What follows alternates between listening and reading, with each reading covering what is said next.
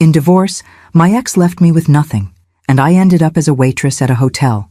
Yesterday, I served a billionaire guest. When he reached out his hand, I saw the same birthmark I have on my wrist. Curious, I asked his name. He answered, and I realized it was the same as the baby I lost 30 years ago. The Windsor Hotel doesn't hire women in their 50s to serve in their prestigious restaurant. They prefer pretty young things with bright smiles and unblemished histories. But when your resume includes former Mrs. Jonathan Reeves and your references include some of the wealthiest socialites in the city, exceptions are made. Even when you're 52, with silver threading through your once auburn hair and lines around your eyes that tell stories of both laughter and grief. I'd been working here for 5 years, ever since Jonathan stripped me of everything in our divorce. The irony doesn't escape me that I now serve drinks to the same people who once sat at my dinner table. Most pretend not to recognize me. The few who do offer pitying smiles that burn worse than indifference. Olivia, you're on the VIP section tonight. Diana, the floor manager, informed me as I arrived for my shift. Mr. Morgan is staying in the penthouse. He rarely comes down to dine, but when he does, he expects perfect service and absolute discretion. I nodded, betraying no reaction. Ethan Morgan, tech billionaire, energy innovator, notoriously private. Everyone knew of him, but few knew him. I'd served celebrities and power players before. This was nothing new. The VIP dining area remained empty until precisely 8 o'clock, when he arrived alone without the usual entourage that accompanies the wealthy. Tall, with dark hair swept back from a strong forehead, he moved with quiet confidence. As I approached his table, I noticed he was younger than I expected, early 30s perhaps. "Good evening, sir. May I offer you our wine selection?" I maintained the professional detachment that had become second nature. "Water, please, still, and I'll have the chef's tasting menu." His voice was soft but decisive. I placed the menu on the table. As he reached to take it, his sleeve rode up slightly, revealing a distinctive birthmark on his right wrist, a crescent moon shape, small but unmistakable. My breath caught, identical to mine, identical to the one my baby boy had when he was born prematurely 30 years ago, only to slip away hours later. The wine bottle I was holding nearly slipped from my suddenly numb fingers. I steadied myself, but not before he noticed. "Are you all right?" he asked, genuinely concerned rather than irritated. "Yes, sir. I apologize." I regained my composure, but my heart pounded so violently I was certain he could hear it. Throughout the service, I found myself stealing glances at him. It wasn't just the birthmark. There was something hauntingly familiar in the arch of his brow, the shape of his hands. He had my eyes, not just the color, that peculiar blue-gray that looked almost silver in certain lights, but the shape, the way they crinkled slightly at the corners when he spoke to the sommelier. And there was the chin, Jonathan's chin, with that same slight cleft, the way he held his fork, precise and deliberate, just like Jonathan, No, it was impossible. My son had died. I'd held his tiny body, felt the warmth leave him. I'd buried him in a cemetery across town, in the Reeves family plot that I wasn't even welcome to visit after the divorce. I'd spent years in therapy working through the grief, the trauma, the loss that had created the first crack in my marriage to Jonathan. Yet as the evening progressed, the impossible thought grew stronger. The coincidences piled up. The age would be right, the physical similarities undeniable. And that birthmark. When he finished his meal, I cleared his plate, unable to stop myself from asking the question burning in my throat. "Sir, forgive my impertinence, but may I ask your name?" He looked startled, then amused. "You're serving me dinner, but don't know who I am?" "Your full name, I mean," I clarified, heart hammering. Ethan James Morgan," he replied, curious about my interest. Ethan, the name we had chosen, the name on a tiny gravestone I hadn't seen in years. The world tilted beneath my feet. "Thank you, sir," I managed, turning away before he could see the shock on my face. In the kitchen, I braced myself against the wall, breathing deeply. Coincidence? It had to be. People shared names. Birthmarks weren't unique identifiers. I was projecting, seeing connections where none existed because of unresolved grief. Yet when I returned with his coffee, I noticed how he absently rubbed that birthmark while reading something on his phone, exactly as I did with mine when deep in thought, the same unconscious gesture. Will there be anything else, Mr. Morgan? I asked, my voice remarkably steady, despite the chaos inside me. He looked up, studying my face with an intensity that felt like recognition, though that was surely my imagination. Have we met before? Something about you seems familiar. I don't believe so, sir, I replied. I've worked at the Windsor for 5 years. Before that, I was married. My husband was Jonathan Reeves, the attorney. The words tasted bitter, as they always did. His expression changed subtly. Reeves.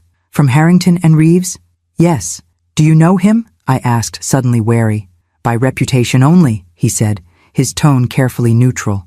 Thank you for your excellent service tonight, Ms. Reeves. Olivia Reeves. I'd kept Jonathan's name after the divorce, not out of sentimentality, but because changing all my documentation seemed like yet another defeat. As I walked away, I felt his eyes following me. When I glanced back, he was staring at his wrist, then at me, a puzzled expression crossing his face. That night, I couldn't sleep. The impossible thought had taken root and wouldn't let go.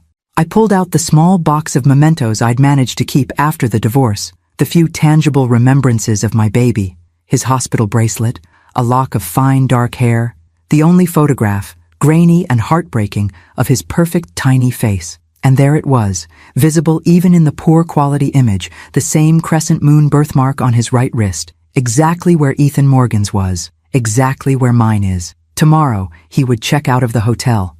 Tomorrow, I might lose the chance to know the truth. Whatever that truth might be, however impossible it seemed, I knew one thing with absolute certainty. I wouldn't survive losing him twice.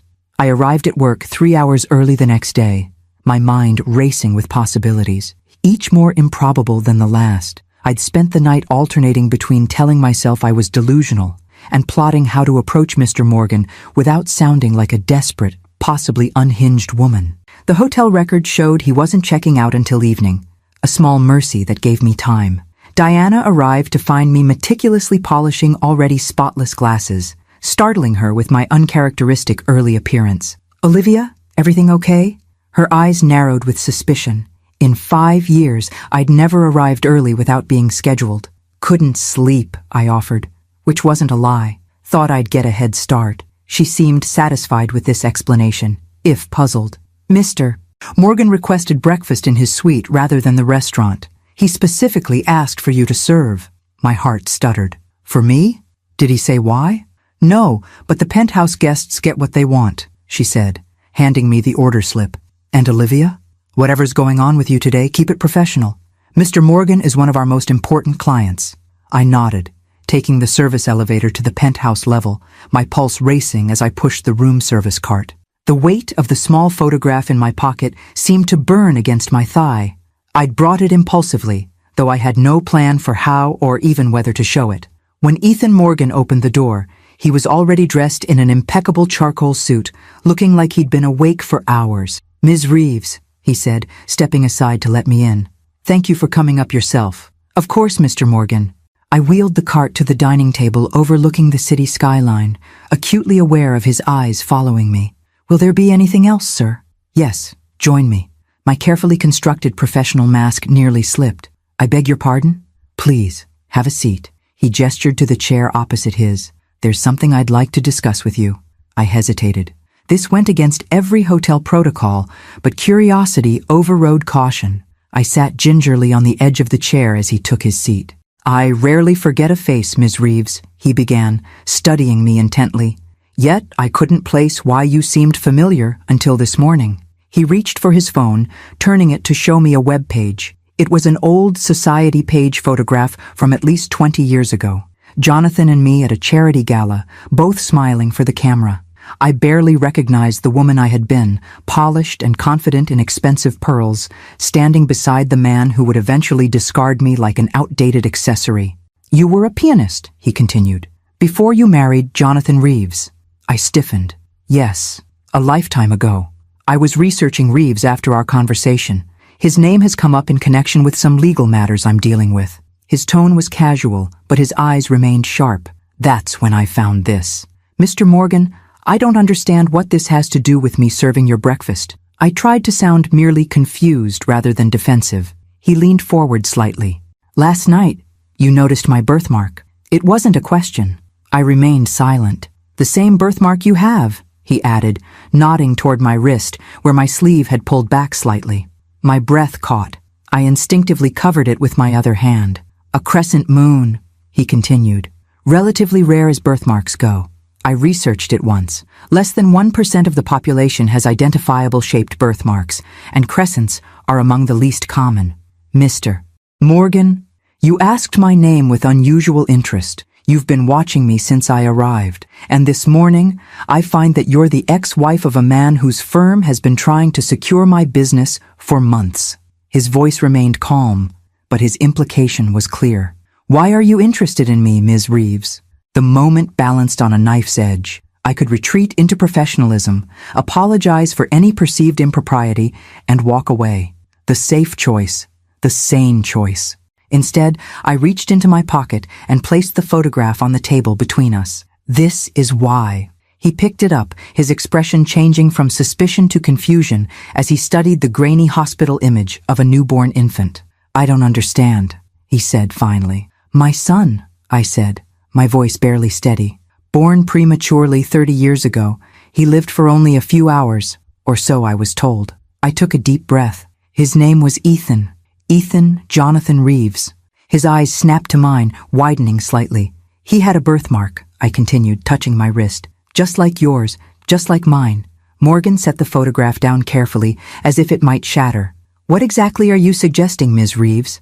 "I don't know," I admitted. "It sounds insane, even to me. But the coincidences," I gestured helplessly. "The birthmark, the age, the name, even your features. You have my eyes, Jonathan's chin." He stood abruptly, turning to face the window. "I was born to Helen and James Morgan. I've seen my birth certificate. This is—" He stopped, shaking his head. "I understand how this sounds," I said quietly. "But before you dismiss it completely, ask yourself why you requested me specifically this morning. Something made you curious, too." His shoulders tensed. He turned back, his expression now carefully controlled. "I was adopted," he said finally. "My parents told me when I was 16. But my birth certificate still lists Helen as my biological mother. There was never any mention of this scenario you're describing." The admission sent a jolt through me, possibility crystallizing into something more solid. "When's your birthday?" I asked. "April 14th.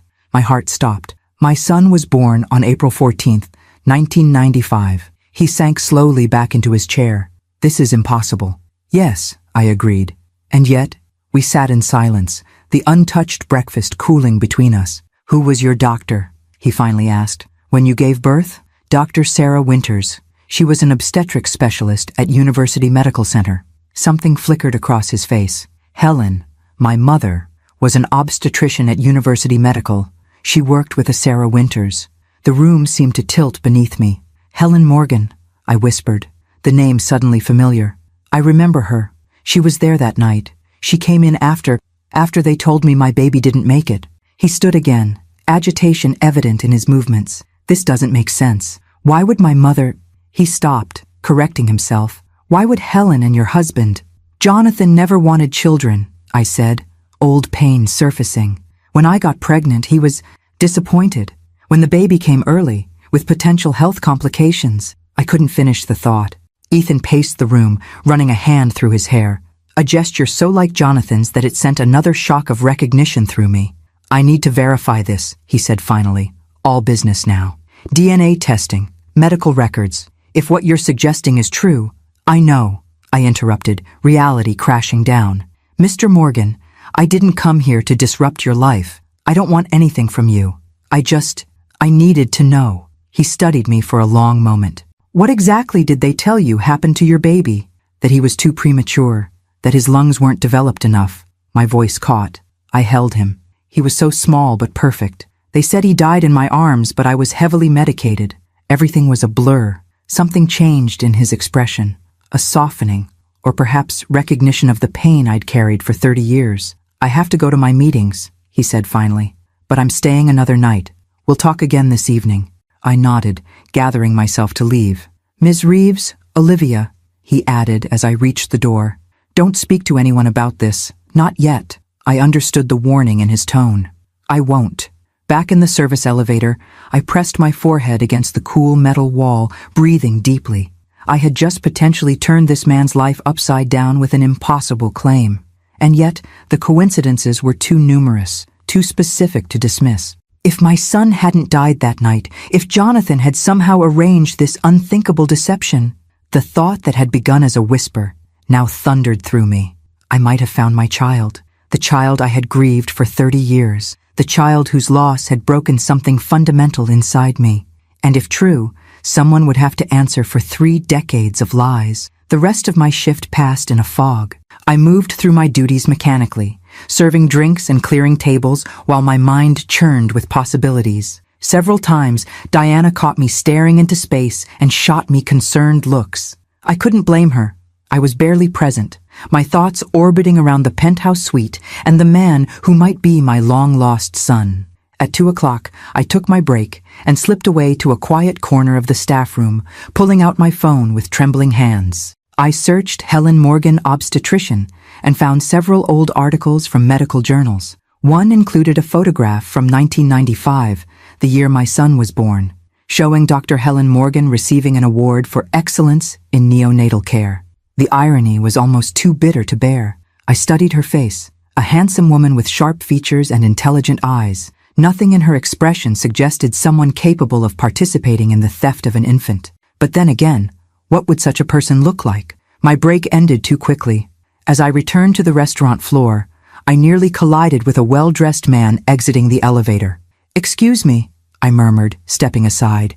He turned, and recognition hit us both simultaneously. "Olivia?" Jonathan Reeves, my ex-husband, stood before me, looking as shocked as I felt. 20 years of marriage, 5 years of bitter divorce, and now we were strangers occupying the same space. "Jonathan." I managed to keep my voice neutral, though my heart hammered against my ribs. What was he doing here? The coincidence seemed impossible, given my morning's conversation. "I didn't know you worked here." His gaze swept over my uniform, his expression a mixture of pity and discomfort. "There's a lot you don't know about my life now." I straightened, refusing to shrink under his assessment. "Are you staying at the hotel?" "No, just had a meeting." He glanced at his watch, the same ostentatious Rolex he'd worn during our marriage. Some things never changed. "With Ethan Morgan, actually." My blood froze. "Mr. Morgan?" "Yes. Hoping to bring his company on as a client. Big fish." Jonathan's smile was smug. Success had always been his aphrodisiac, though he seemed distracted today. Meeting ended early. I fought to keep my expression neutral. "I should get back to work." "Of course." He hesitated, then added with practiced magnanimity, "You look well, Olivia." Before I could respond, he was walking away, his Italian leather shoes clicking across the marble floor. I watched him go. This man I'd once loved, this man who might have orchestrated the cruelest deception imaginable. Had he just come from meeting with Ethan? Had they discussed business as if they were strangers, while Jonathan knew, had always known, that he was sitting across from his biological son? The thought made me physically ill. I managed to finish my shift without incident, though Diana continued to watch me with concern. As I clocked out, she approached me. "Olivia, is everything all right? You've been off all day." "Just not feeling well," I lied. "Might be coming down with something." "Take care of yourself," she said, genuine concern in her voice. "And if you need to talk." I nodded gratefully and hurried away before she could press further. Outside, evening was falling, the city lights beginning to sparkle against the darkening sky. I checked my phone and found a text from an unknown number. "Meet me at Riverside Park, the Boat Basin Cafe, 1 hour. M." My apartment was only a short subway ride away, giving me just enough time to change out of my uniform before meeting Ethan. I opted for simple clothes, jeans, a blue sweater, minimal makeup. Part of me wanted to look my best, but another part understood that this wasn't a social meeting. This was, what, a reckoning? An investigation? The Boat Basin Cafe was relatively quiet for a weeknight. Ethan sat at a corner table, wearing casual clothes and a baseball cap that partially obscured his face, a far cry from the polished businessman I'd served that morning. A subtle disguise, I realized, to avoid recognition. He stood as I approached, gesturing for me to sit. A bottle of sparkling water and 2 glasses were already on the table. "Thank you for coming," he said, his voice low. "I thought a neutral location would be better." "Did you have your meeting with Jonathan today?" I asked without preamble. Surprise flickered across his face. How did you know about that? I ran into him at the hotel. He mentioned meeting with you. Ethan's expression darkened. Yes, it was scheduled weeks ago before all this. I nearly canceled but decided it might be informative. And was it? He has no idea who I am. Ethan's fingers tapped restlessly against his glass. Or if he does, he's an exceptional actor. He spent 30 minutes trying to convince me to hire his firm, talking about his expertise in energy sector regulations, never a flicker of recognition. That sounds like Jonathan, I said bitterly. Compartmentalizes everything, always focused on the next deal. Ethan studied me intently. Tell me about him. About your marriage. I took a deep breath. We met when I was 21. I was a promising pianist, just starting my career. He was a young attorney with ambition to burn. Charming, brilliant, persuasive. I fell hard. I smiled ruefully. We married quickly. I got pregnant within a year. And he didn't want the baby? Ethan's voice was carefully controlled. He said the timing was wrong. His career was taking off. Children would come later, when we were established. The old pain resurfaced. When I insisted on keeping the pregnancy, he eventually came around, or seemed to. But when complications arose, when the baby came early, what exactly happened that night? Ethan leaned forward, intent. I closed my eyes briefly, forcing myself back to the worst night of my life. I went into labor at 26 weeks. They rushed me to University Medical. Everything was chaotic, terrifying. I remember Jonathan arguing with someone in the hallway while they prepped me for delivery.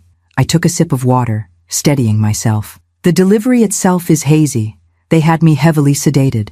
I remember the cry, so small, but definitely a cry. They showed me the baby briefly, this tiny, perfect being. I saw the birthmark then, just like mine. I touched my wrist unconsciously. Then they took him away for treatment. Hours later, Dr. Winters came in with a small bundle, said there had been complications, that you hadn't made it. My voice broke. I held you, him, and said goodbye. They gave me more sedatives after that. I woke up the next day, and it was over.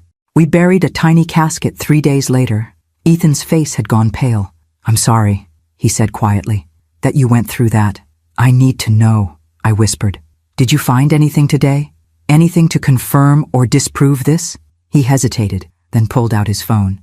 I've been researching Helen all day. Found her journals in a box at my childhood home last year after she passed away. I never read them fully until today. He scrolled to a photo of a handwritten page and pushed the phone toward me.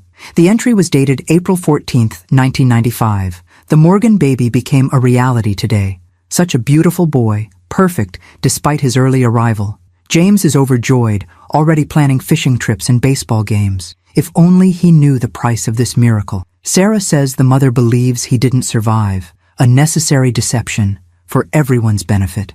The child will have a better life with us than with a father who doesn't want him and a mother too young and traumatized to cope. I tell myself this is an act of mercy, not theft. God forgive me if I'm wrong. My hand flew to my mouth, stifling a sob. The confirmation I'd both hoped for and dreaded. Oh my God, there's more, Ethan said grimly. Years of entries about her guilt, about watching me grow while knowing another woman was grieving my loss, about Jonathan making contributions to her research in exchange for her silence. He paid her. Rage and grief collided inside me. He paid her to steal my child? It seems that way. Ethan's voice was tight with controlled anger.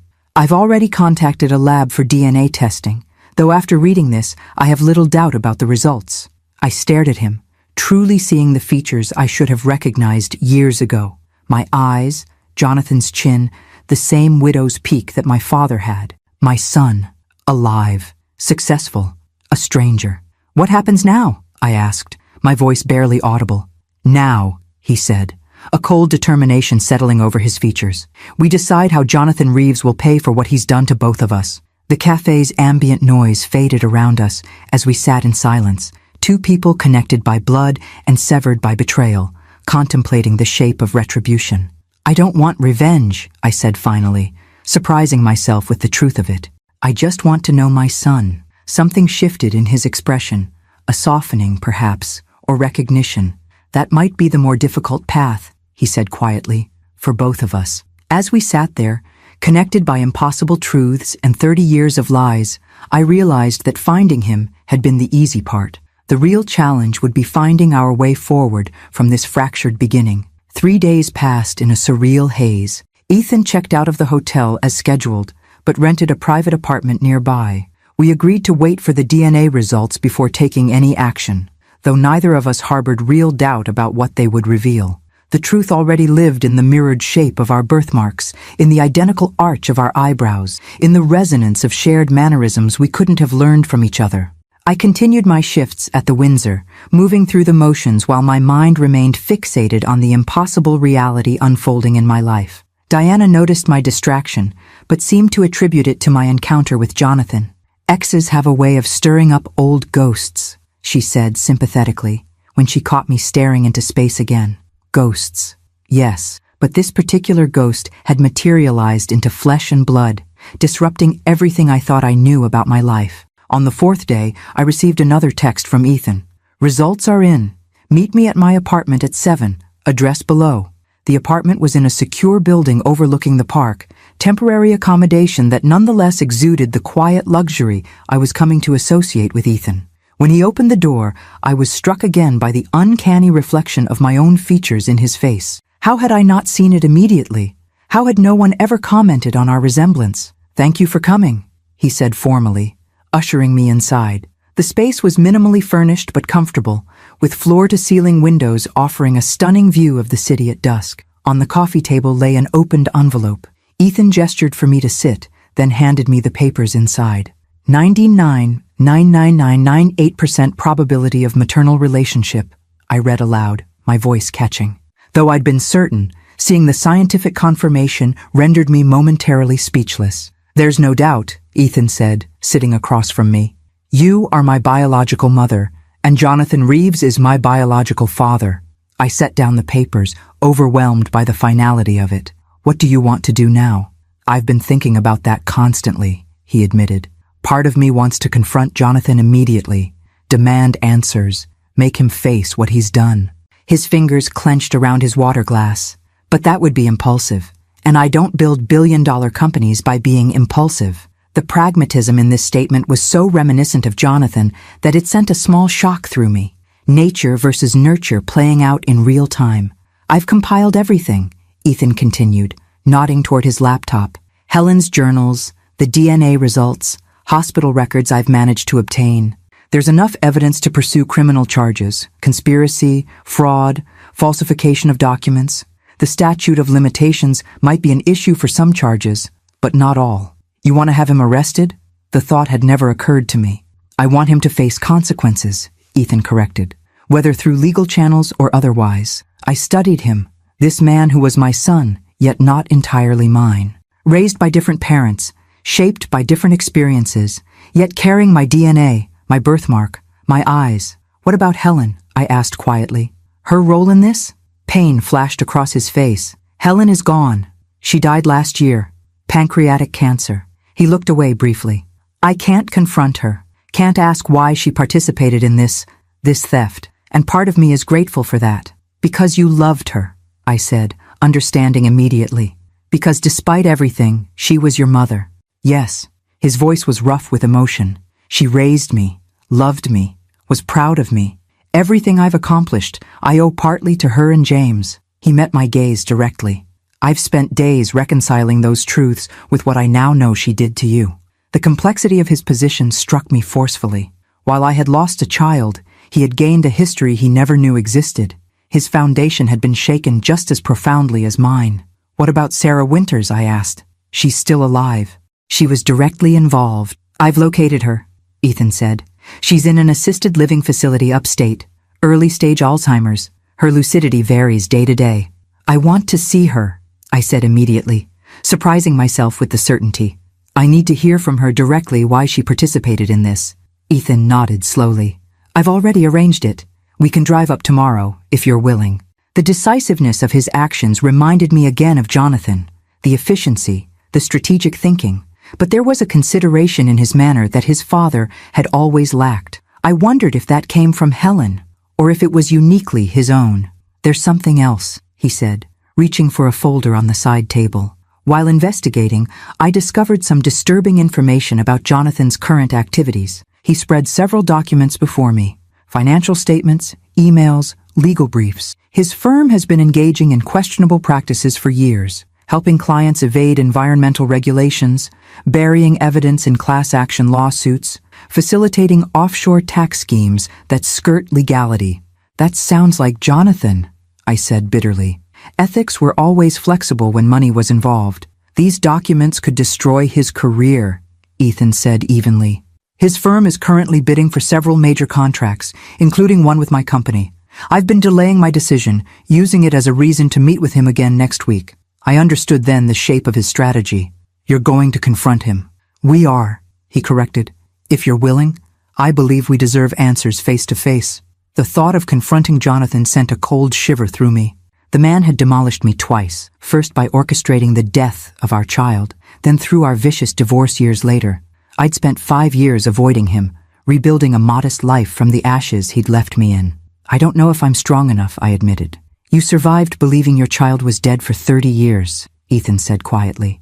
You survived losing everything in your divorce. You rebuilt your life working in a hotel where you serve people who used to be your peers. That doesn't sound like weakness to me. His assessment, so direct, so perceptive, brought unexpected tears to my eyes. I'd grown accustomed to being invisible, to having my strength go unrecognized. To hear it acknowledged by this man who was my son felt like a validation I hadn't realized I desperately needed. When I started investigating this, Ethan continued, I expected to feel only anger toward Jonathan. And I do feel that, but I've also found myself increasingly angry on your behalf. His gaze was intense, determined. What he did to me was unconscionable. What he did to you was cruel, beyond measure. I nodded, unable to speak past the knot in my throat. We'll take this at your pace, he assured me. But I think confronting Jonathan together is the only way we both get closure. Together, I repeated softly, testing the word. For 30 years I'd faced every challenge alone. The concept of having an ally, especially one connected to me by blood, felt foreign, yet deeply right. Tomorrow we'll see Sarah Winters, I decided, finding my resolve. And then we'll plan how to face Jonathan. Ethan nodded, satisfaction evident in his expression. As the city lights sparkled into life outside his windows, we began to outline our approach, mother and son united by blood and betrayal, plotting the reckoning that was 30 years overdue. Later, as I prepared to leave, Ethan hesitated at the door. I've wondered something, he said. If you had known I was alive all these years, how would my life have been different? The question, so vulnerable, so fundamental, caught me off guard. I would have raised you with music, I said finally, the truth rising unbidden. I would have loved you imperfectly but completely. I would have taught you that your worth isn't measured by achievements or possessions. I paused, emotion threatening to overwhelm me. But I can't say your life would have been better, only different. He absorbed this, nodding slowly. Thank you for your honesty. As I stepped into the hallway, the weight of 3 decades of grief and the tentative possibility of healing followed me like twin shadows into the night. The assisted living facility was nestled in the Hudson Valley, surrounded by autumn foliage ablaze in red and gold. Ethan drove us there in a modest sedan rather than the luxury car I had expected. Less conspicuous, he explained. We spoke little during the 2-hour journey, each lost in our own thoughts about the confrontation ahead. I studied him covertly as he drove, noting how he held the wheel at precisely 10 and 2, how he checked his mirrors at regular intervals, methodical, precise. Was this learned behavior or something inherited from Jonathan, who had the same exacting nature? The question of nature versus nurture had never felt so immediate, so personal. The facility director says she's having a good day, Ethan said as we pulled into the parking lot. Relatively lucid. That can change quickly, though. I nodded, suddenly nervous. What have you told her about why we're visiting? Nothing specific, just that we have questions about a case from her past. He turned to face me. Are you ready for this?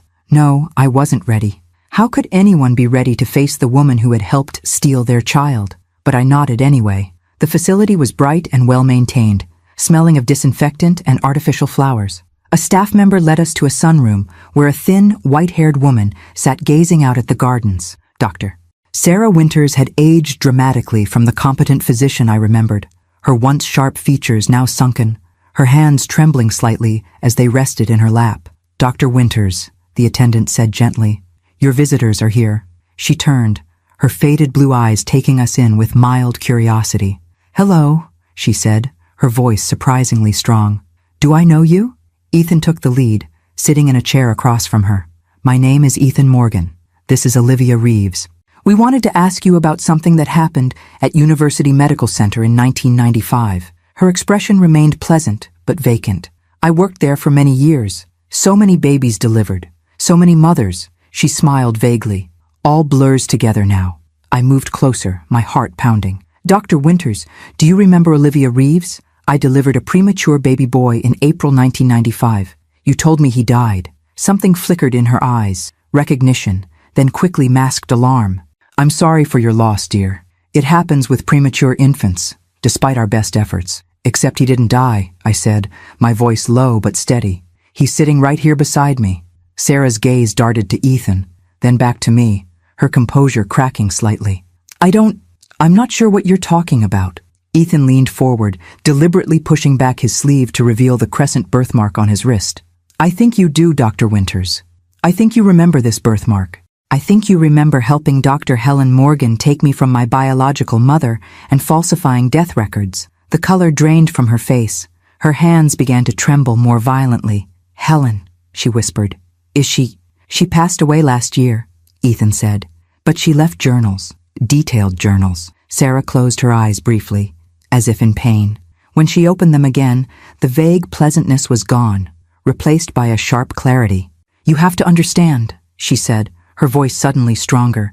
"It wasn't a simple case of theft." "Then explain it to me," I challenged, fighting to keep my voice steady. "Explain why you told me my baby was dead when he wasn't." Sarah's gaze shifted between us, calculating. Finally, she sighed. "Your husband approached me first," she said, addressing me. "Weeks before the delivery. He knew the pregnancy was high risk, said he was exploring options." "Options?" The word tasted bitter. "He didn't want a child with potential disabilities," she said bluntly. "The earlier the birth, the higher the risk of complications. He asked what might happen if the child was born with significant problems." Nausea rose in my throat. "And you told him what?" I explained the potential complications of extreme prematurity, but I also told him that many premature infants develop normally with proper care. Her expression hardened. That's when he mentioned Helen, said she'd recently lost a pregnancy and was desperate for a child, suggested an arrangement that would benefit everyone. "Benefit everyone?" Ethan repeated incredulously. "You mean benefit him and the Morgans?" Sarah had the grace to look ashamed. He was very persuasive, talked about how the child would have advantages with the Morgans that he couldn't provide. How Olivia was too young, too focused on her music career to properly care for a potentially special needs child. "That wasn't his decision to make," I said, fury building inside me. "And it certainly wasn't yours." "No, it wasn't," she agreed softly. "But you have to understand my position. Jonathan Reeves knew about a case I had mishandled years earlier, a mistake that could have ended my career. He made it clear that if I didn't cooperate, he would ensure I never practiced medicine again." "So you chose your career over my child," I said, the words like glass in my throat. "I chose what seemed like the best solution for everyone at the time," she countered weakly. "The baby would go to parents who desperately wanted him. You would be spared the potential heartache of raising a disabled child. And yes, I would keep my career." "Except the baby wasn't disabled," Ethan interjected. "I was perfectly healthy despite being premature." Sarah nodded slowly. "We knew that within hours of your birth. But by then, the plan was already in motion. The Morgans had falsified documents ready, claiming Helen had given birth while traveling. Jonathan had already told Olivia you hadn't survived." Her gaze shifted to me. "You were so heavily sedated, so distraught. The small bundle you held, it wasn't your son." The memory of that small, still form in my arms, the child I had grieved for 30 years, shattered like glass. "What did I hold?" I whispered.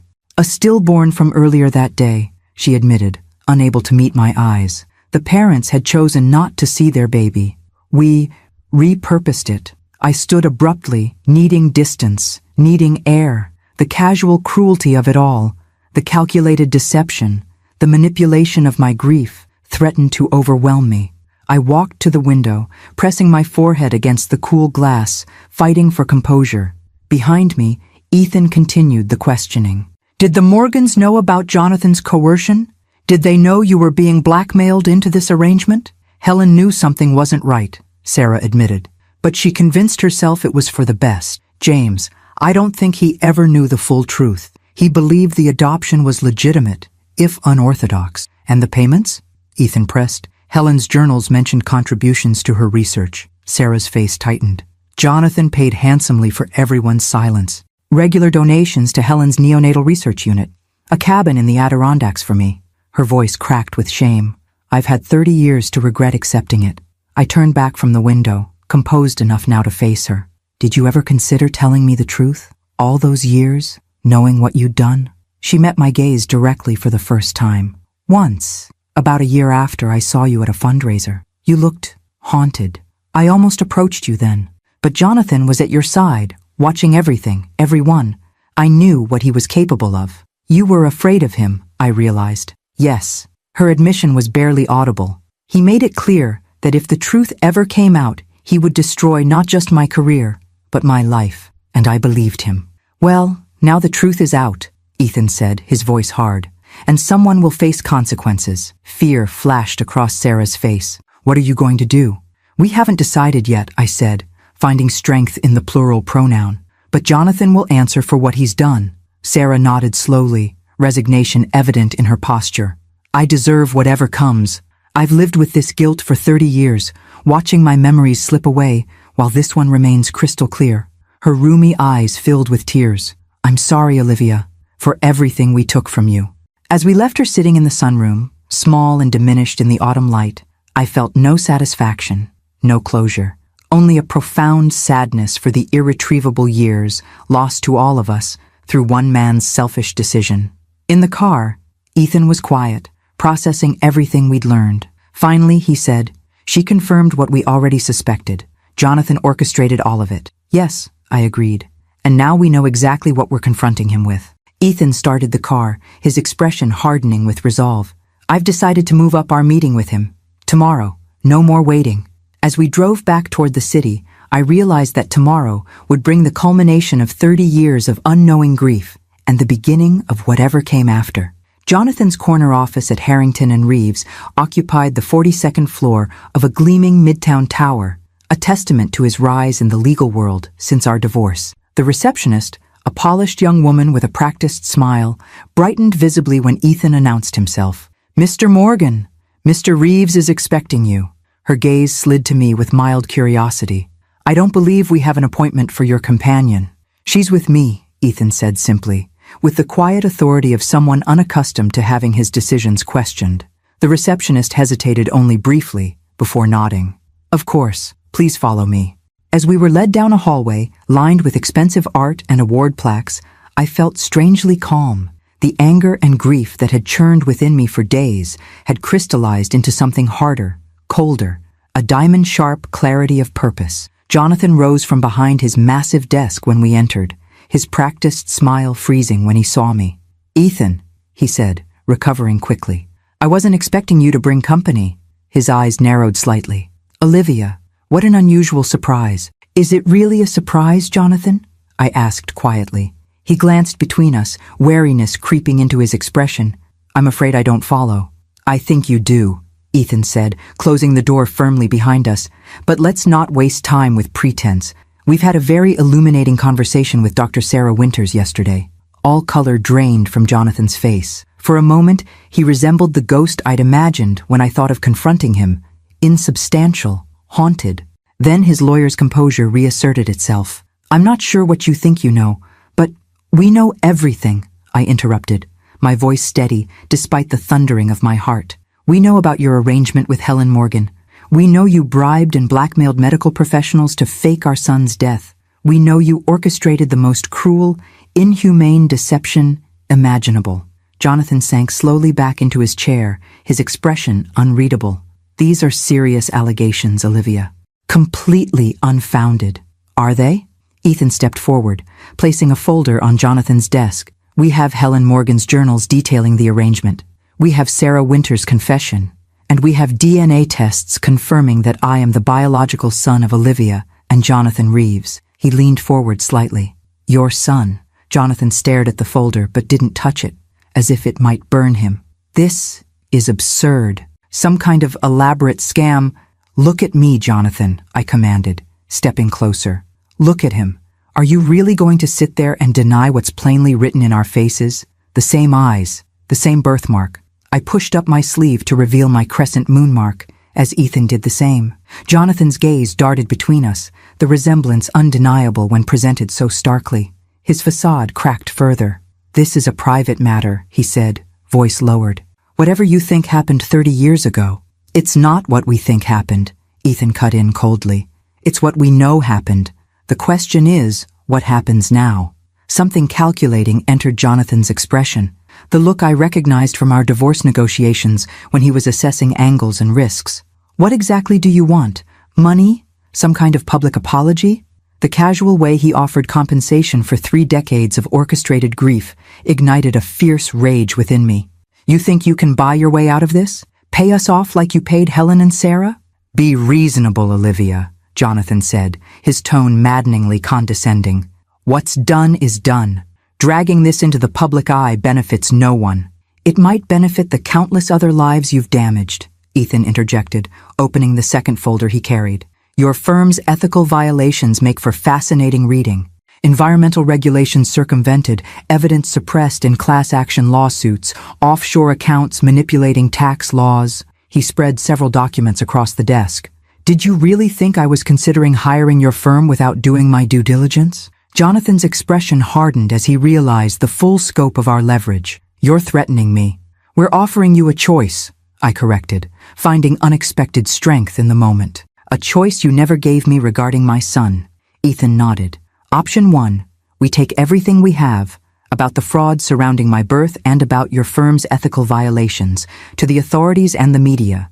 Your career ends, your reputation is destroyed, you potentially face criminal charges. And option 2? Jonathan asked, his voice tight. You provide a complete signed confession about what you did 30 years ago, I said. You acknowledge Ethan as your biological son. You make restitution for what you stole from both of us. Restitution? Jonathan's eyebrows rose. You mean money? I don't want your money, I said with genuine disdain. I want justice. I want the truth acknowledged. Ethan leaned forward, his gaze boring into Jonathan's. As for my part, I want you to resign from your firm, effective immediately, withdraw from legal practice entirely, and transfer your ownership stake in Harrington and Reeves to a foundation that will provide legal services to mothers separated from their children through deception or coercion. Jonathan stared at him, momentarily speechless.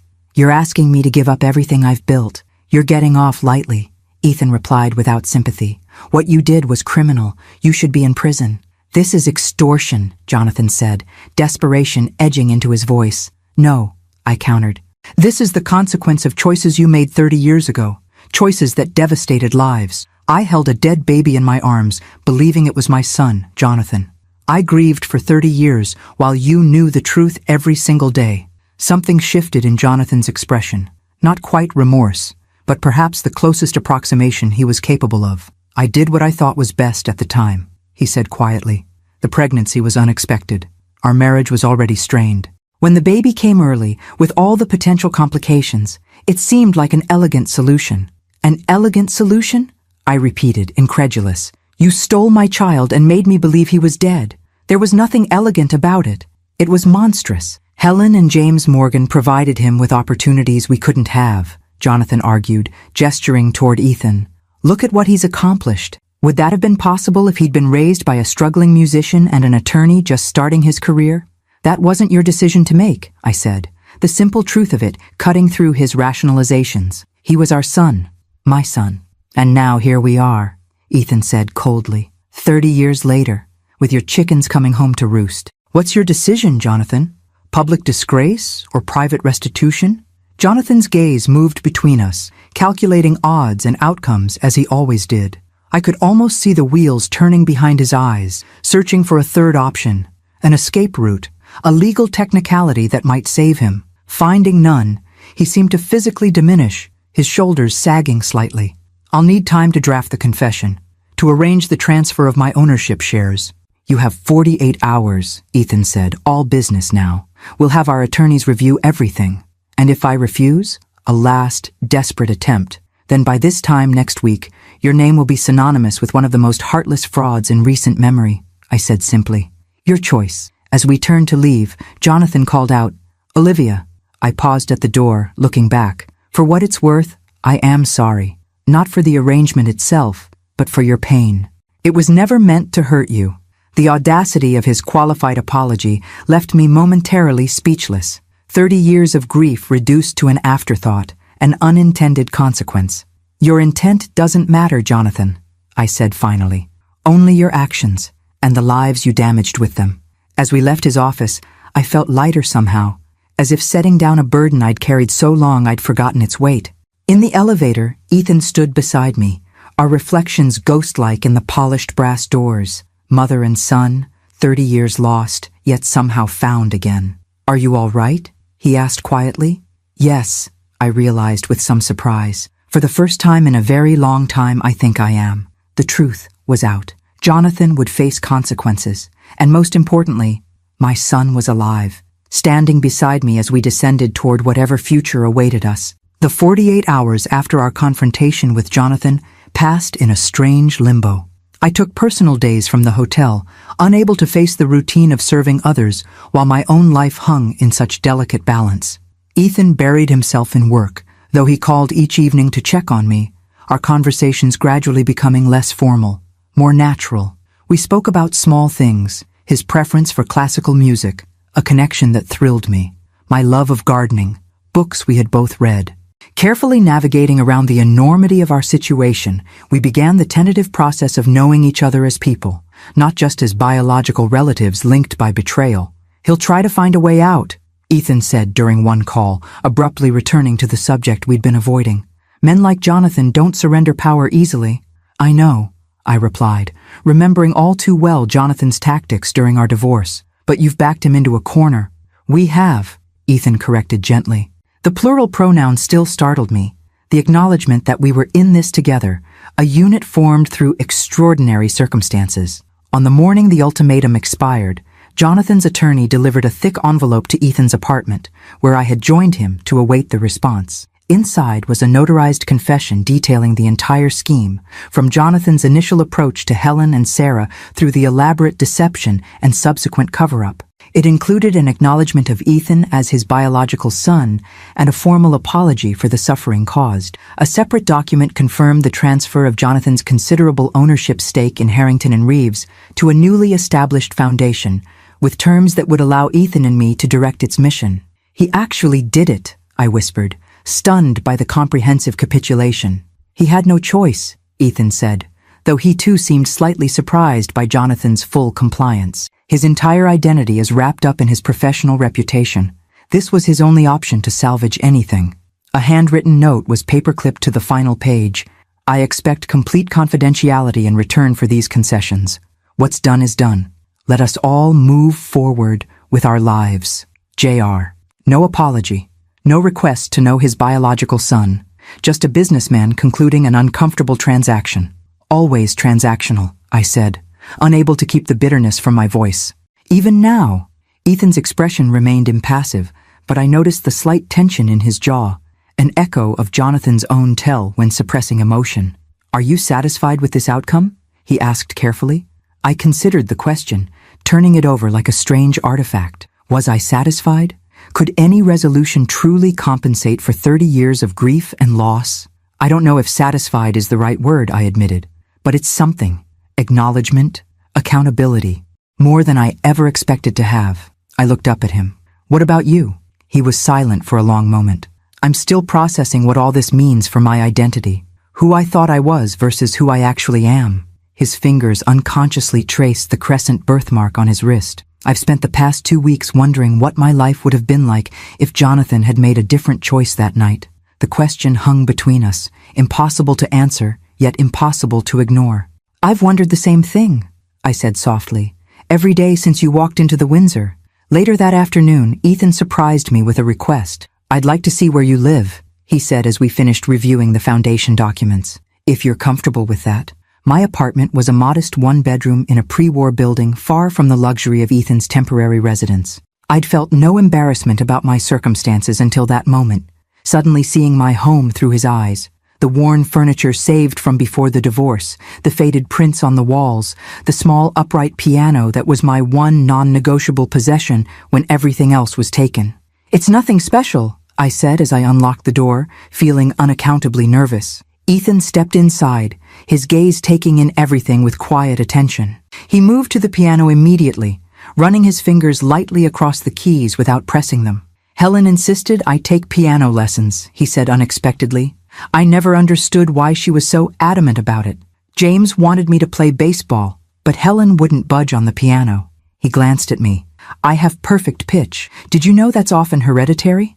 "I didn't," I said, a small piece of the puzzle clicking into place. "Did you enjoy playing?"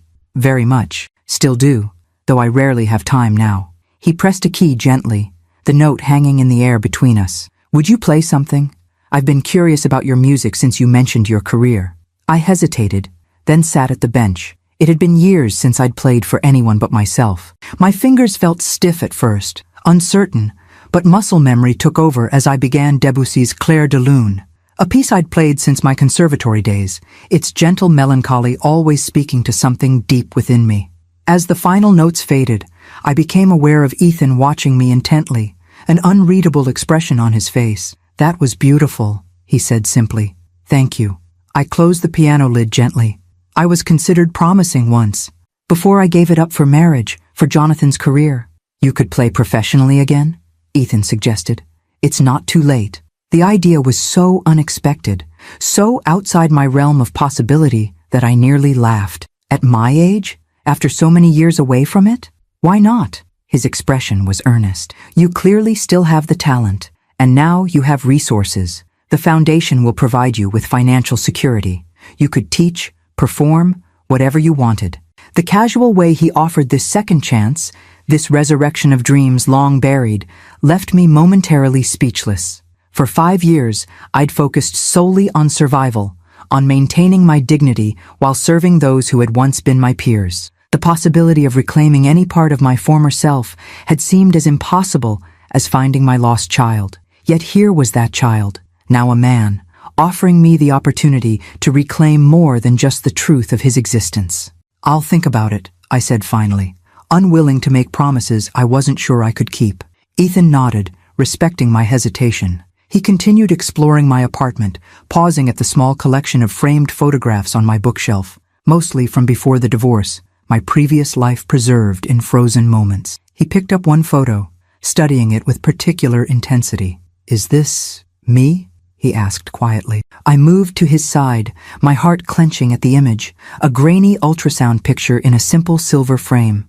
"Yes, 24 weeks, the last image I had of you before."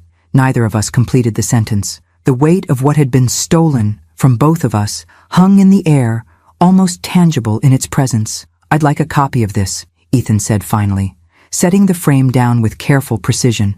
"If you wouldn't mind." Of course, we stood in silence, the apartment suddenly feeling too small to contain the magnitude of our shared loss and tentative reconnection. "What happens now?" I asked, voicing the question that had haunted me since our confrontation with Jonathan. Ethan considered this, his expression thoughtful. "The foundation needs direction. The legal work is just beginning." He hesitated, then added, "And I'd like to get to know my mother, if she's willing." Mother. The word I'd thought would never apply to me again, not after holding that small, still bundle 30 years ago. I'd been a mother for mere hours, then a grieving almost mother for decades. Now I was being offered the chance to claim that title again, in a form I could never have imagined. "She's willing," I said, my voice barely above a whisper, "though she has no idea how to be a mother to a 30-year-old son." "That makes 2 of us," Ethan replied, with the first genuine smile I'd seen from him. "I have no idea how to be a 30-year-old son. Perhaps we can figure it out together." Together. The word held more promise than I'd allowed myself in years. 3 months passed with startling swiftness. The newly established Reeves Foundation for Family Justice took shape under Ethan's efficient guidance and my growing involvement. We named Diana from the hotel as executive director, her organizational skills and compassion making her the perfect candidate to lead our mission of supporting families separated through deception or coercion. I gave notice at the Windsor. My resignation met with genuine congratulations from most of my colleagues who believed I'd simply landed a position with the foundation. Only Diana knew the full truth, sworn to secrecy but supportive beyond measure. "You deserve this second chance," she told me on my last day, hugging me tightly. All of it. Jonathan kept his word, fading from public view with a carefully crafted story about health concerns necessitating his early retirement. The partners at Harrington and Reeves scrambled to rebrand and distance themselves from any hint of impropriety, unaware that the foundation now controlling Jonathan's shares was quietly redirecting their focus toward family justice cases. Throughout these external changes, the more significant transformation was happening between Ethan and me. Our relationship evolved gradually, carefully, like a delicate plant requiring gentle tending. We established a routine of weekly dinners, sometimes at his apartment, sometimes at mine. During these evenings, we filled in the 30-year void with stories from our separate lives. I learned about his childhood with Helen and James, largely happy, though marked by Helen's occasional inexplicable melancholy and overprotectiveness. He shared his journey from precocious student to tech entrepreneur, the drive that had propelled him to success, the loneliness that sometimes accompanied it. In return, I told him about my early promise as a pianist, my whirlwind romance with Jonathan, the gradual dissolution of our marriage after the supposed loss of our child. I spoke of rebuilding my life after the divorce, the humiliation of serving former friends at the hotel, the quiet dignity I'd fought to maintain. With each exchange, the invisible threads connecting us strengthened, creating something that wasn't quite the traditional mother-son bond, but was undeniably powerful in its own right. One evening in early spring, Ethan arrived for dinner with an unexpected proposal. "I've been thinking about your piano playing," he said as we finished our meal. "About what you said regarding it being too late to return to music professionally." "Oh?" I raised an eyebrow, having noticed his methodical approach when he had something specific in mind. "The foundation is hosting its official launch gala next month. We need a musical component." His eyes held mine steadily. "I'd like you to perform." The suggestion sent a jolt of both excitement and terror through me. "Ethan, I haven't performed publicly in over 30 years, which makes it the perfect symbolic beginning for the foundation," he countered, reclaiming what was lost. "Second chances." He leaned forward slightly. "You're still brilliant, Olivia. I've heard you play during our dinners. The talent is still there. There's a vast difference between playing casually during dinner and performing at a gala in front of donors and board members," I protested. "You have 6 weeks to prepare." His confidence in me was both flattering and terrifying. "Just one piece, something meaningful to you." I wanted to refuse, to retreat to the safety of anonymity I'd grown accustomed to. Yet something in his unwavering belief made me reconsider. Perhaps this was part of my own reclamation, my own second chance. "I'll think about it," I said finally. His smile, so rarely seen but transformative when it appeared, told me he knew he'd won.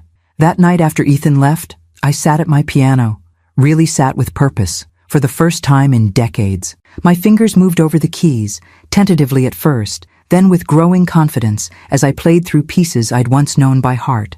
Muscle memory was a remarkable thing. My hands remembered what my conscious mind had almost forgotten. By midnight, I'd made my decision. I would perform at the gala, not just for Ethan or for the foundation, but for myself, for the young woman who had surrendered her dreams too easily, who had lost so much but was finally finding her way back. The following weeks were a blur of preparation. I practiced religiously each morning, rediscovering the discipline and joy of immersing myself in music. Ethan arranged for my piano to be professionally restored, a practical necessity he insisted when I protested the expense. 2 weeks before the gala, an elegant dress arrived at my apartment, midnight blue with subtle silver accents that complemented my now fully silver hair. The card simply read, "For your triumphant return, E." The night of the gala arrived with alarming swiftness. The venue was a historic concert hall in the city, its gilded interior aglow with soft lighting.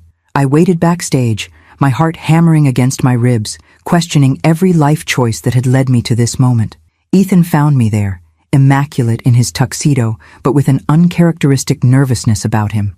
"Are you ready?" he asked, adjusting his cufflinks, a habit I'd noticed emerged when he was anxious. As I'll ever be, I replied, smoothing my already smooth dress. The hall is filling up? It's at capacity. Many of the city's most influential families are in attendance. He hesitated. There's something I should tell you. Jonathan is here. My head snapped up. What? Why would he? I invited him, Ethan said, his expression unreadable.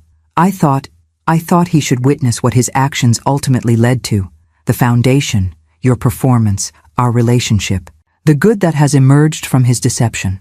The complexity of emotions in Ethan's voice, not vindictiveness but something more nuanced, gave me pause. This wasn't about revenge but about completion, about bringing the full circle of our story into one room. Are you angry? Ethan asked when I remained silent. No, I said, surprising myself with the truth of it. No, I'm not angry. Jonathan is part of this story, however unwillingly. Perhaps he should be here to see its resolution. Relief flickered across Ethan's face. There's one more thing. He reached into his pocket and withdrew a small velvet box. I had this made for you, for tonight. Inside was a delicate silver bracelet with a single charm, a crescent moon crafted from white gold, small diamonds marking its curve, the birthmark that had connected us, transformed into something beautiful. Ethan, I breathed, momentarily speechless. It's perfect. He fastened it around my wrist, covering my birthmark precisely. For luck, he said simply, though you won't need it. When my name was announced, I walked onto the stage with my head high, the weight of 30 years of silence and loss lifting with each step. The grand piano waited, gleaming under the stage lights. I took my seat, adjusted my posture, and let my hands hover over the keys for just a moment. The piece I'd chosen was Chopin's Nocturne in E-flat major, a composition of such profound beauty and emotional depth that it had always moved me, even in my darkest moments. As I began to play, the hall faded away, and there was only the music, flowing through my fingers, expressing everything words could not. I played for the young pianist whose career had been set aside. I played for the mother who had grieved an emptiness for 30 years. I played for the son who had been stolen and found against impossible odds. And somewhere in the piece, as the melody soared and my fingers moved with newfound confidence, I even played for Jonathan, not in forgiveness exactly, but in acknowledgement that his terrible choice had ultimately led to this moment of beauty and reclamation. When the final notes faded, there was a moment of profound silence before the applause began, hesitant at first, then building to a sustained ovation that brought tears to my eyes. I rose, bowing slightly, my gaze finding Ethan in the front row, his expression a mixture of pride and something deeper, more fundamental. As I left the stage, I caught a glimpse of Jonathan near the back of the hall, his face unreadable in the shadows. Our eyes met briefly across the distance, and I offered the smallest of nods, not absolution, but recognition. Then I turned away, moving toward the future rather than the past. Backstage, Ethan was waiting. That, he said softly, was extraordinary. Thank you for pushing me to do it, I replied, my hands still trembling slightly from adrenaline and emotion. I'd forgotten how it felt to make music like that, to create something beautiful from pain. Isn't that what we're doing with all of this? He asked, gesturing toward the hall, the foundation, the new reality we were building together. Creating something meaningful from what was meant to destroy us? The wisdom in his observation, so profound, so unexpected, left me momentarily speechless. This brilliant man, my son yet not raised by me, had somehow distilled the essence of our shared journey into a single perfect truth. Yes, I said finally. I believe that's exactly what we're doing. Summer arrived with unexpected opportunities. The foundation's launch had generated significant publicity, leading to media interest in my personal story, carefully edited to protect the privacy of all involved. My performance at the gala had caught the attention of the city's music community, resulting in an invitation to teach masterclasses at my former conservatory.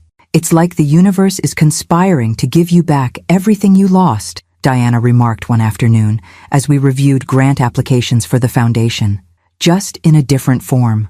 Her observation struck me as profoundly true.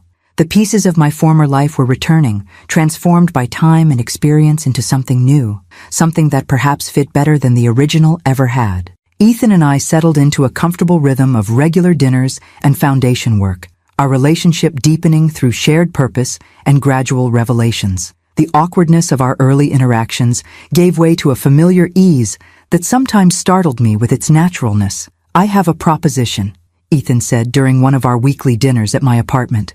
"The Phoenix Tech Board retreat is next month in Tuscany. I'd like you to join me." I nearly dropped my fork. "Tuscany? With your executive board?" "Not as a board member," he clarified, "though you'd be welcome at some of the sessions. I thought you might enjoy the villa we've rented. There's a beautiful antique piano, and the countryside is spectacular for painting." He hesitated. "And I'd value having you there." The invitation touched me deeply. This wasn't foundation business or obligation. This was Ethan simply wanting my company, wanting to include me in an important aspect of his life. "I'd be honored," I said, trying to keep my voice steady. "Though I'm not sure what I'd tell your colleagues about who I am." A complicated expression crossed his face. "I've been thinking about that, about how we present our relationship to the world." He set down his glass deliberately. "The truth is, I'm proud to have found you. I don't want to hide our connection behind vague explanations or half-truths. You want to tell people that I'm your mother?" The words still felt strange on my tongue, applied to this accomplished man across the table. "Yes," he said simply. "Not the complete circumstances. Those remain private, but the fundamental truth that you are my biological mother and that we found each other after many years of separation." The matter-of-fact way he claimed our connection brought unexpected tears to my eyes. "Are you sure? It could raise questions about Helen and James, about your background." "I've made my peace with those complexities," he said, his voice gentle but firm. "Helen remains the woman who raised me, who shaped much of who I am. That doesn't change. But you are also my mother, by blood and now by choice. I see no reason to deny either truth." His clarity, his ability to hold these seemingly contradictory truths simultaneously, never failed to impress me. In this he was nothing like Jonathan, whose worldview allowed for only one version of reality, his own. "Then I would be honored to accompany you to Tuscany," I said, "as your mother." The retreat was even more beautiful than Ethan had described. The villa, perched on a Tuscan hillside surrounded by cypress trees and vineyards, dated back to the 16th century. My room overlooked a terraced garden that tumbled down to a small lake, the landscape straight from a Renaissance painting. On our second evening there, following a day of board meetings I'd politely declined to attend, Ethan found me at the antique grand piano in the villa's music room, experimenting with a Schubert piece I'd once known by heart. "The board members are asking about you," he said, leaning against the doorframe. "They're intrigued by my mysterious silver-haired companion who plays like a concert pianist." I laughed softly. "Hardly concert level anymore. You underestimate yourself." He entered the room fully, taking a seat in a nearby armchair. "I've invited them for drinks before dinner. I thought, if you're comfortable with it, I might introduce you properly." Understanding his meaning immediately, I nodded. "I'm ready if you are."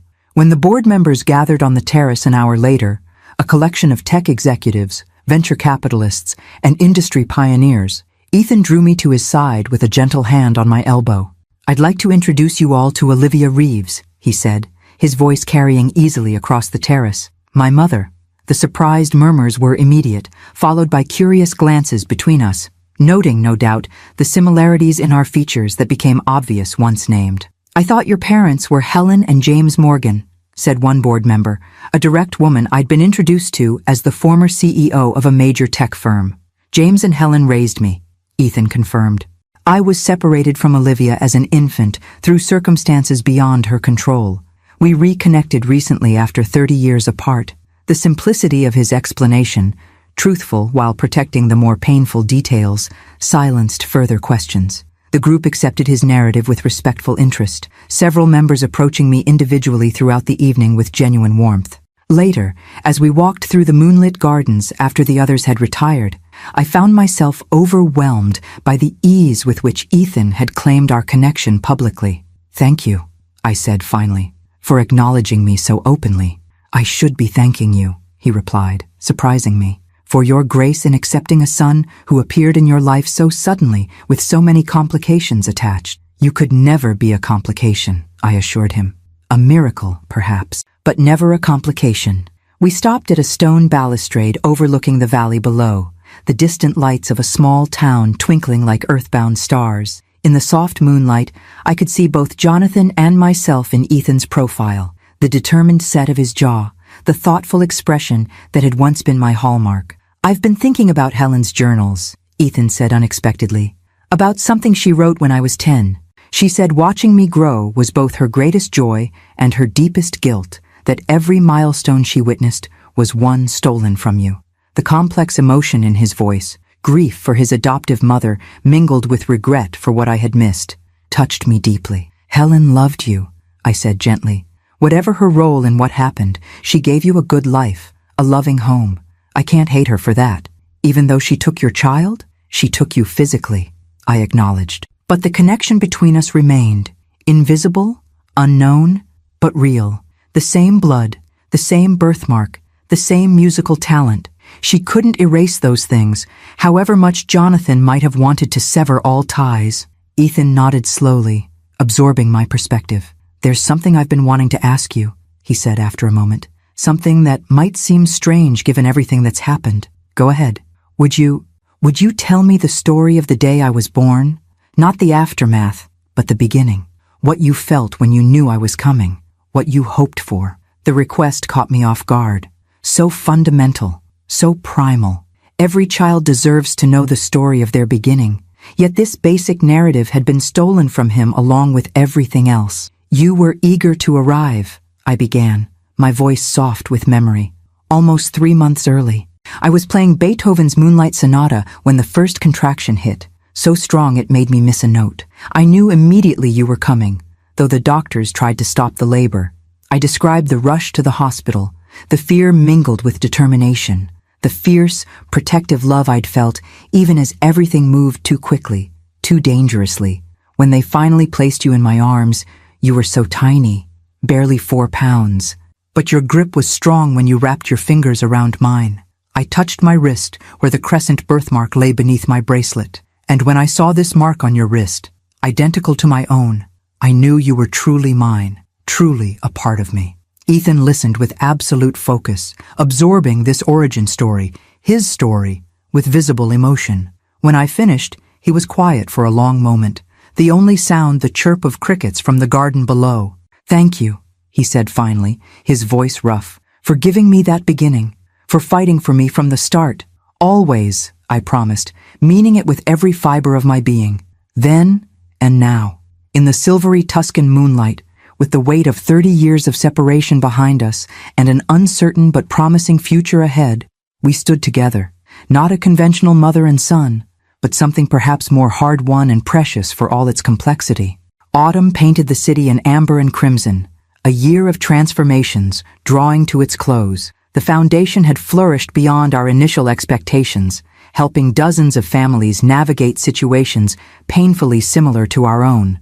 Each success story felt like a small redemption, each reunion an echo of our own impossible finding. My return to music had evolved from the single performance at the gala to regular masterclasses and occasional intimate recitals. I'd declined more public opportunities, preferring the quiet satisfaction of teaching promising students and playing for small, appreciative audiences. At 53, I had no interest in the demanding life of a touring musician. This measured return to my first love was enough. Ethan had integrated me into his life with a naturalness that sometimes took my breath away. He introduced me as his mother without qualification or explanation, weathering the occasional raised eyebrow or curious glance with unflappable composure. In business settings, we maintained appropriate boundaries. He was still the visionary CEO, I the foundation director. But in private, our relationship continued to deepen through small revelations and shared experiences. I hadn't seen Jonathan since the foundation gala, though I occasionally glimpsed his name in legal journals, noting his conspicuous absence from major cases and events. According to Ethan, who monitored such things with characteristic thoroughness, Jonathan had sold his lavish apartment and relocated to a smaller residence in Connecticut, his once prominent social life notably diminished. I felt no satisfaction in his downfall, only a muted sense that justice had, in its imperfect way, been served. The man who had orchestrated my greatest loss had lost much himself, not through our vindictiveness, but through the natural consequences of his own actions finally catching up to him. One crisp October morning, as leaves drifted past my apartment windows like fragments of flame, my phone rang with Ethan's distinctive tone. "Are you busy this afternoon?" he asked without preamble, directness being another quality he'd either inherited or developed independently. "Nothing that can't be rescheduled," I replied, mentally reviewing my day's modest commitments. "What did you have in mind?" "There's somewhere I'd like us to visit. Together." His tone held an unusual gravity. "I'll pick you up at 2 if that works." Curiosity piqued, I agreed, wondering what location could inspire such solemnity in his usually measured voice. When his car arrived, he was driving himself rather than using his usual service, another sign of the occasion's personal nature. I was waiting on the sidewalk, wrapped in a camel coat against the autumn chill. He greeted me with a kiss on the cheek, a gesture that had become natural between us over the months. As we drove, leaving the city behind for the wooded suburbs beyond, I began to suspect our destination. When we turned onto the tree-lined drive of Riverside Cemetery, my suspicion crystallized into certainty. "We're going to the grave," I said softly. Not a question. Ethan nodded, his hands perfectly positioned on the steering wheel, eyes focused on the winding cemetery road. "I've never visited it. Seemed like something we should do together." The small headstone sat beneath a sugar maple that had turned brilliant crimson, nature's vivid counterpoint to the somber gray granite. "Ethan Jonathan Reeves," the inscription read, "Beloved son, April 14th, 1995. A perfect fiction. A grave for a child who had never died, visited for years by a mother whose grief had been built on elaborate lies. We stood before it in silence, autumn leaves swirling around our feet. After a moment, Ethan placed a small white stone atop the headstone, a gesture I recognized from my own family's Jewish traditions, though I'd never discussed these roots with him. "Helen's family was Jewish," he said, noticing my surprise. "She taught me this custom when we visited her parents' graves." Another unexpected connection, another thread that had existed unseen between us all these years. "I used to bring blue irises," I said, gazing at the barren plot. "They only bloom in spring, but I'd find them somewhere every month for years. The cemetery gardener would clear away the previous month's flowers, withered and dry by then. He was always kind, never mentioning that I was the only one who ever visited." Ethan's hand found mine, warm and solid. "I'm sorry you had to endure that," he said simply. "All those years of grieving alone." "But I'm not grieving anymore," I replied, the realization striking me with sudden clarity. For the first time in 30 years, I'm not carrying that weight. We stood together as the wind whispered through the maple, dislodging more crimson leaves that danced around the small headstone like benedictions. "What happens to it now?" Ethan asked finally. "The grave." I considered this. "It remains, I suppose, a marker, not for a death, but for a beginning. The place where one chapter ended and another, a much longer one, began." He nodded, understanding, as he always did, the layers beneath my words. We turned away from the grave together, walking back toward the car beneath a canopy of autumn glory. "I have something for you," he said, as we drove back toward the city. "It's in the glove compartment." Inside was a small blue envelope. I opened it to find an elegantly printed invitation, Phoenix Tech, in collaboration with the Reeves Foundation for Family Justice, requests the honor of your presence at the dedication of the Helen Morgan Memorial Wing University Children's Hospital, November 15th, 7 p.m. I looked at Ethan, momentarily speechless. "The wing will specialize in neonatal care for premature infants," he explained, eyes on the road ahead. "State-of-the-art facilities, research programs, support services for families. Everything Helen dedicated her professional life to, but with additional resources she never had access to." "It's a beautiful tribute," I said, genuinely moved by the gesture. "She would have been proud." "I wanted to be sure you'd be comfortable with it," Ethan said, glancing at me briefly, "given her role in our separation." "Helen made a terrible choice," I acknowledged, "but she also gave you a good life, a loving home. The world isn't divided neatly into heroes and villains, much as we might sometimes wish it were." He nodded, a small smile touching his lips. "That's what I hoped you'd say." At a stoplight, he turned to face me fully. "There's something else. The dedication ceremony falls on the first anniversary of when we met, when you served me at the Windsor. I thought perhaps you might perform at the dedication, something to mark the occasion." The symmetry of it struck me, My return to music happening alongside Ethan's public acknowledgement of both his mothers, the woman who raised him and the woman who gave him life. "I'd be honored," I said. The dedication ceremony was attended by the city's medical and philanthropic elite, a sea of formal attire and polite applause. I sat in the front row as Ethan delivered a moving speech about Helen's dedication to neonatal medicine, about second chances and the power of modern medical intervention. "My own life," he said toward the end, his gaze finding mine, "began under the most precarious circumstances, a premature birth with uncertain prospects. Through medical expertise and extraordinary care, I survived and thrived. This wing will ensure that other children and families receive the same chances I was given." The careful wording, truthful while strategic in its omissions, demonstrated again Ethan's gift for navigating complex ethical waters. He honored Helen's professional legacy while acknowledging, however obliquely, the reality of his own beginning. When I took my place at the grand piano positioned in the hospital's soaring atrium, I felt a profound sense of completion. The piece I'd chosen, Bach's Jesu, Joy of Man's Desiring, flowed from my fingers with effortless grace, its intricate patterns speaking of order emerging from chaos, beauty from complexity. As the final notes resonated through the space, I caught Ethan's eye across the room.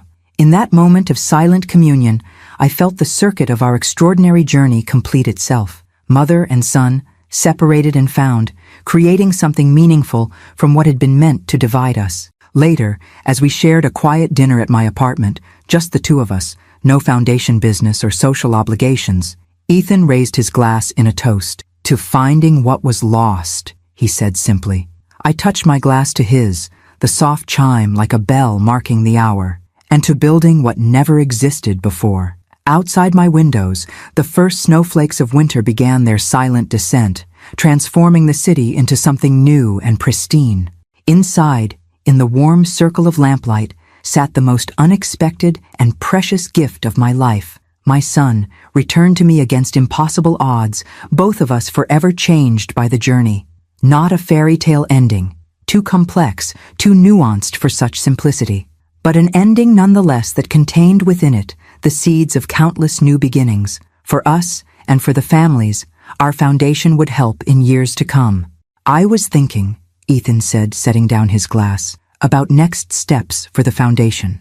There's a program in Europe I'd like us to explore, a model for family reunification that's shown promising results." As he outlined his vision, I listened with the awareness that this shared purpose, this mutual respect, this hard-won connection, was the real miracle. Not just finding each other, but finding in each other the perfect complement, the missing piece that made both our lives more complete. Outside, the snow continued to fall, covering the past year's transformations in a clean white blanket. Nature's reminder that even the most indelible marks can be softened, that new growth always waits beneath the surface, ready to emerge when its season arrives.